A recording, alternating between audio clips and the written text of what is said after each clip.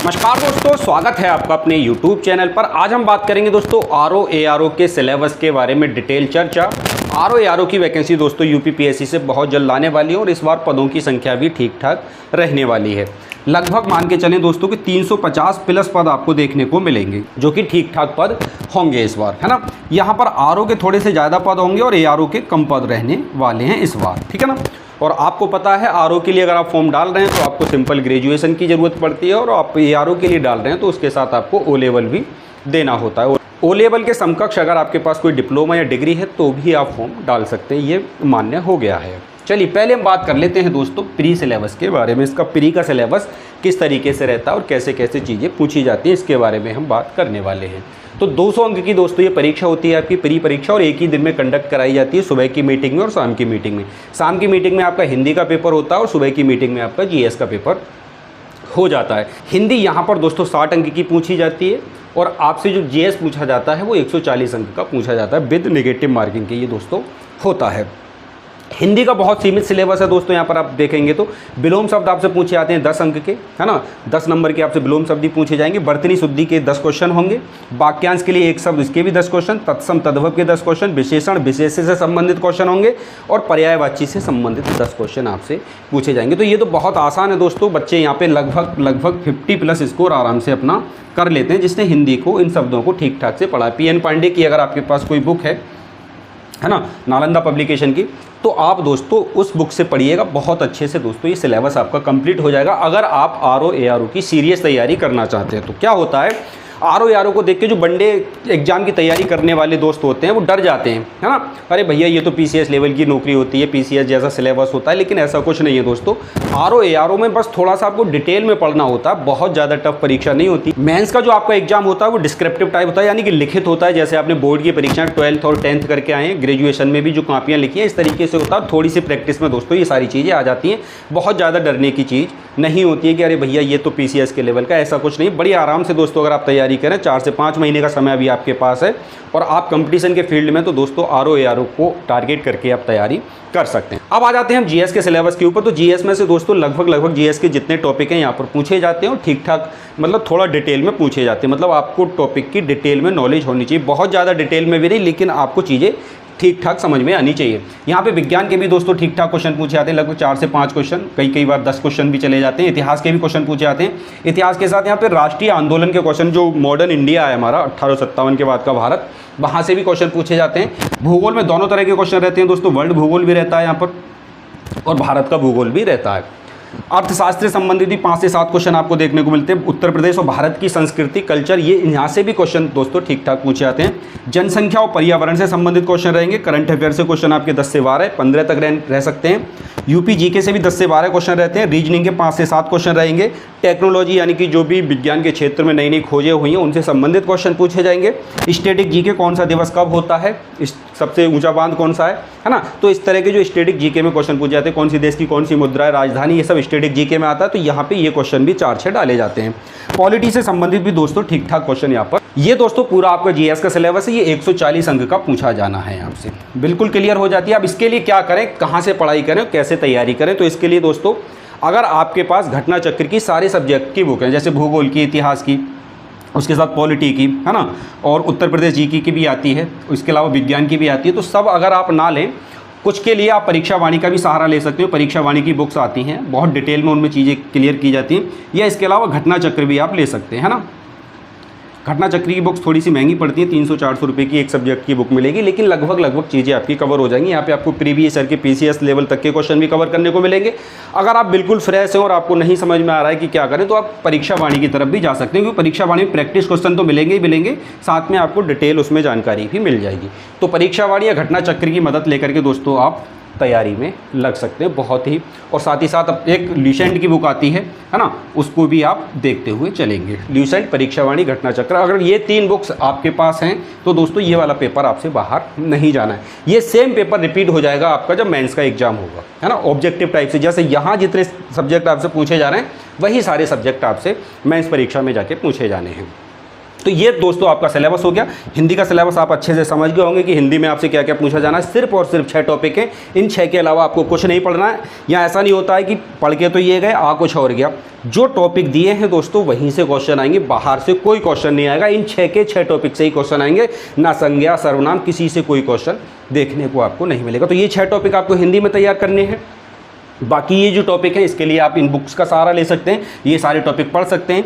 Uttar Pradesh GK के ठीक ठाक क्वेश्चन आते हैं, परीक्षा वाणी आती है 50-60 रुपये की यूपी जीके की, आप उससे तैयारी अपनी सही कर सकते हैं। करंट अफेयर के भी 10 से 15 क्वेश्चन आते हैं, तो करंट अफेयर के लिए भी घटना चक्र आती है, दृष्टि की पब्लिकेशन की एक पत्रिका आती है, और भी बहुत सारी पत्रिकाएँ आती हैं, तो उससे लेकर के आप तैयारी कर सकते हैं।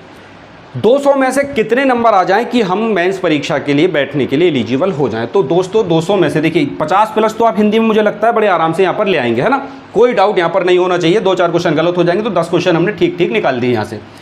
अब इस 140 में से दोस्तों, इस 140 में से अगर आप 80 से 90 के बीच में भी बना पा रहे हैं क्वेश्चन, 80 से 90 के बीच में, मान के चलिए आप 80 ही बना पा रहे हैं, ठीक है ना। अगर 80 और 50 यानी कट फिट के आपके 80 जीएस में बच रहे हैं, 50 आपके हिंदी में बच रहे हैं, तो ये हो जाते हैं भाई साहब आपके 130 अंक, यानी कि 200 में से आपके 130। तो आप आरओ और एआरओ दोनों के लिए ही दोस्तों क्वालिफाई हो जाएंगे बड़े आराम से। और अब तक 130 तक कट ऑफ गई नहीं, 121, 22, 25 तक ही कट ऑफ रुकी है। एआरओ की उससे भी नीचे कट ऑफ चली जाती है, एआरओ की तो 100 से भी नीचे चली जाती है। अगर आपके पास डिप्लोमा है ओ लेवल या ओ लेवल के समकक्ष, बीटेक वगैरह, या फिर पीजीडीसीए, डीसीए, इस तरह के डिप्लोमा है, तब भी दोस्तों आप एआरओ के लिए डाल सकते हैं। और 130 का टारगेट आप लेके चलें दोस्तों, बड़े आराम से आप क्वालिफाई कर जाएंगे। बिल्कुल क्लियर हो जाती है बात। तो मुझे लगता है कि आप प्री का पूरा सिलेबस समझ गए होंगे, कैसे तैयारी करनी है, क्या करना है, ये वाली चीज़ें आपको अच्छे से समझ में आ गई होंगी। अब हम आ जाते हैं दोस्तों इसकी जो मेंस परीक्षा होनी है, जो 2 दिन चलती है, उस पर आ जाते हैं। जब आप यहाँ से क्वालिफाई होंगे तो आप यहाँ पे आ जाएंगे। तो मेंस परीक्षा में दोस्तों कुल आपकी जो परीक्षा होती है वो 400 अंकों की होती है ना। यहाँ पे ऑब्जेक्टिव और सब्जेक्टिव यानी दोनों तरीके से ही प्रश्न पूछे जाएंगे आपसे। जैसे कि 120 अंक की आपकी परीक्षा होगी सामान्य जी, यानी कि जीके की सामान्य अध्ययन की जो परीक्षा होनी है, वहाँ पे आपसे 120 प्रश्न पूछे जाएंगे। यहाँ पे आपसे 140 प्रश्न पूछे जा रहे थे, यहाँ पे 20 थोड़े कम कर दिख के 120 अंक आपसे पूछे जा रहे हैं। ये ऑब्जेक्टिव ही होंगे, आपको टिक लगाना है, लिखना कुछ भी नहीं है इसमें। ये वाली बात समझ में आ जाती है। चलिए अब अगला जो टॉपिक होता है दोस्तों, अगला जो पार्ट है वो खंड 1 और खंड 2 में टूट जाएगा। अब इसमें क्या पूछा है, हिंदी आलेखन आपसे 100 अंक का पूछा जाना है, और खंड 2 में आपसे हिंदी पूछी जा रही है 60 अंक की। ये वही हिंदी है दोस्तों जो आपने प्री में तैयार करी थी, है ना। यहाँ से आप देखेंगे पर्यायवाची निकाल दिया गया है, बाकी सारे टॉपिक हैं, 5 के 5 टॉपिक हैं। ये लिखना होगा आपको, ये वाला खंड 2 और खंड 1, इसमें आपको लिखना होगा। सिर्फ आपका ऑब्जेक्टिव यहीं खत्म हो जाएगा, इसके अलावा आप कोई ऑब्जेक्टिव नहीं है। ये दोनों लिखने हैं, तीनों ही पार्ट लिखने हैं। अब समझिए, पहले तो खंड 1 को समझिए। हिंदी और आलेखन जो होगा आपका 100 नंबर का होगा, जिसमें आपको लिखना पड़ेगा, वैसे ही लिखना पड़ेगा जैसे आपने 12th में लिखा था, बोर्ड की परीक्षाओं में, ग्रेजुएशन में लिखा था, सेम वैसा ही लिखना है। आपसे एक गद्यांश दे दिया जाएगा, उसका शीर्षक पूछेगा और फिर उसका सारांश लिखवाएगा, ठीक है ना। इसके अलग नंबर डिसाइड होंगे। सरकारी पत्र का एक सारणी प्रारूप बनवा लेगा, पूरा फॉर्मेट तैयार करवाएगा आपसे सरकारी पत्र का। कोई भी एक सरकारी पत्र दे देगा, परिपत्र, है ना, सरकारी, इस तरह के जो पत्र होते हैं। प्रशासनिक शब्दावली दोस्तों आपसे यहाँ पे पूछी जाएगी, है ना। 5 शब्द पूछे जाएंगे, 5 शब्द हिंदी से अंग्रेजी, 5 शब्द अंग्रेजी से हिंदी, है ना। ये दोनों 5 शब्द पूछे जाएंगे, इसके भी एक शब्द 2 नंबर का रहने वाला है यहाँ पर। उसके अलावा आपसे मुहावरे और लोकोक्तियाँ पूछी जाएंगी, इनको भी लिखवाएगा वो। उसके अलावा आपसे कंप्यूटर ज्ञान के बारे में भी कुछ प्रश्न पूछे जाएंगे। तो ये तो हो गया दोस्तों आपका खंड 1, है ना। अब आ जाते हैं खंड 2 के ऊपर। तो खंड 2 के ऊपर आपसे विलोम शब्द, वर्तनी, विशेषण और तत्सम तद्भव वाक्यांश के लिए एक शब्द, है ना। तो ये आपके टोटल 5 टॉपिक रहने वाले हैं। एक टॉपिक में कम से कम आपसे 6 शब्द लिखवाएगा, विलोम शब्द में 6 शब्द लिखवाएगा, एक शब्द 2 अंक का होगा, तो 12 अंक डिसाइड है इसके लिए, है ना। तो ये 60 अंक की परीक्षा आपकी होनी है। ये परीक्षा कितने की होनी है आपकी? 60 अंक की। 100 अंक की है, 60 अंक की, 160 नंबर की ये परीक्षा होगी, और 120 की आपने ऑब्जेक्टिव परीक्षा ये दे दी। अब आ जाते हैं निबंध लेखन, है ना। आपको यहाँ पर 3 निबंध लिखने होंगे, 3 घंटे का समय आपको यहाँ पर दिया जाएगा। 3 निबंध लिखने होंगे, कम से कम एक निबंध में आपको 600 शब्द लिखने होंगे। समय सीमा, शब्द सीमा कितनी रहेगी आपकी? 600 शब्द, कम से कम 600 शब्द तो आपको लिखने ही लिखने। और एक निबंध के आपको कम से कम 40 नंबर मिलेंगे, है ना। 40 तो पूरे किसी को नहीं मिल रहे हैं, लेकिन मान के चलो 25-30 भी आपको मिल गए तो बहुत ज़्यादा अंक हो जाएंगे आपके। यहाँ पे 3 टॉपिक आपके सामने होंगे, तीनों के अलग अलग खंड होंगे। यहाँ पर जैसे साहित्य और संस्कृति पूछ रहा है तो इसके 3 पार्ट कर देगा, उन तीनों में से कोई आपको एक चुन के लिखना है। विज्ञान, पर्यावरण, कृषि, इन तीनों में से कोई एक लिख देना है। आपदा, चक्रवात, करंट अफेयर का कोई मुद्दा है, इसमें से उठा करके कोई एक लिख देना। तो निबंध तो आराम से आप कर लेंगे अगर थोड़ी सी प्रैक्टिस करेंगे। जैसे आर ओ की जो प्रीवियस ईयर की परीक्षाएं हुई तो उसका प्रैक्टिस सेट लेकर के आइए आप मेंस वाला, किस किस तरीके से क्वेश्चन पूछे गए हैं, फिर उनको लिखने की कोशिश करिए अपनी चीज़ों से, अपने हिसाब से लिखेंगे तो आपकी जो गलतियां हैं वो आपके सामने आएंगी। बार बार जब प्रैक्टिस करेंगे आपकी तो आप निबंध लिखना भी सीख जाएंगे। और ये तो आपको अगर याद है तो आप तो ये तो लिख ही देंगे, इसमें कोई दिक्कत वाली बात नहीं। गद्यांश आपके सामने होगा, उसका शीर्षक छांट के लिखना है और सारांश लिखना है उसका कि इसका क्या मतलब होता है। सरकारी पत्र का प्रारूप आपको तैयार करना है, इसके लिए बुक आती है PN पांडे की हिंदी की जो बुक आती है उसमें से आप देख के यहाँ पर लिख सकते हैं। मेरे पास ये बुक है सामान्य हिंदी, तो इसमें पत्र लेखन के बारे में भी दोस्तों काफ़ी सारा कुछ दिया गया है ना। तो यहाँ पर आप अच्छे से इसकी तैयारी करेंगे, पूरा फॉर्मेट इसकी पत्र लेखन के लिए अलग से भी किताब आती है तो आप उसको देखकर भी कर सकते हैं। सामान्य अध्ययन जो आपने यहाँ तैयार किया वही आपको यहाँ लिखना है। तो ना तो दोस्तों इसकी मेंस की परीक्षा बहुत ज़्यादा टफ है और ना ही इसकी प्री की परीक्षा बहुत ज़्यादा टफ है। तैयारी करने वालों के लिए कुछ भी टफ नहीं होता है। तो अच्छे से तैयारी करिए, बहुत जल्द आपकी वैकेंसी आने वाली है दोस्तों। मान के चलें अगस्त फर्स्ट वीक तक आपकी वैकेंसी आ जाएगी और सितंबर तक लगभग आपका फॉर्म भरे जाएंगे, मतलब 1 महीना फॉर्म तो भरे ही जाते हैं। और उसके बाद दोस्तों आपका मान के चलिए अक्टूबर या नवंबर में जाकर के एग्ज़ाम हो जाएगा। तो 4 से 5 महीने का समय लगभग अभी आपके पास है, मोटा मोटा 4 महीने तो आपके पास हो सकता है, आगे दिसंबर तक भी परीक्षा चली जाए। तो अच्छे से दोस्तों तैयारी करिए। पूरा सिलेबस अब मैंने यहाँ पे कवर करने की कोशिश की है कि क्या क्या पूछा जाता है, एक एक चीज़ को आपको बहुत अच्छे से समझाने की कोशिश की है। चैनल के साथ जुड़े रहें। हिंदी का मैंने तत्सम तद्भव का एक वीडियो डाला है, आप उससे देख सकते हैं। तत्सम तद्भव याद करने की मैंने ट्रिक बताई है जिससे 2000 शब्द बड़ी आसानी से तैयार कर सकते हैं।